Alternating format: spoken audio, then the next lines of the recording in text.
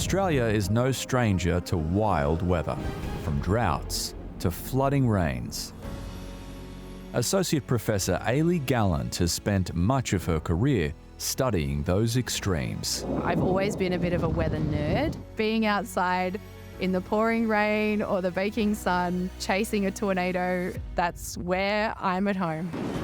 Associate Professor Gallant is a climate scientist here at Monash University in Melbourne. She's investigating the complex systems behind variations in precipitation and drought and how they're changing from year to year and over decades. Her team found that the reduced rainfall that causes and sustains droughts actually comes from the absence of a relatively small number of heavy rain events. When these heavy rainfall events return, a drought breaks. Those types of rainfall days actually only happen on a handful of days in the year. This is maybe kind of 2 weeks worth of rain in the southeast of the country. If we can understand what's going on in those very few rainfall events, our research has really shown that we can understand drought.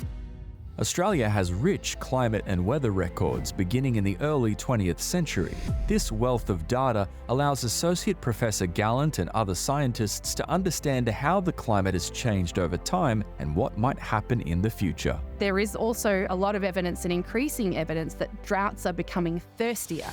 Thirstier droughts basically mean that, all else being equal, if we had the same amount of precipitation coming into the surface, we would have more coming out, which fundamentally makes droughts more intense. Some of this data has Associate Professor Gallant deeply concerned about the future. When we have global temperature records or even localised temperature records being absolutely smashed, heat waves hotter than we have ever experienced before. When you see those types of events, even as someone who is used to seeing these changes, it's cause for concern, and it really does make even us hardened climate scientists think, what are we getting into in the next few decades? But she hopes her research can help policymakers and communities make sense of those changes and take action. Science is not finished until it's communicated. A very wise colleague of mine once said that. And people don't know what they can use the science for unless we tell them about it, and unless we can tell them in a way that is accessible.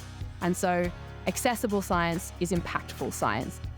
Useful research that has now seen Associate Professor Gallant awarded the Dorothy Hill Medal from the Australian Academy of Science.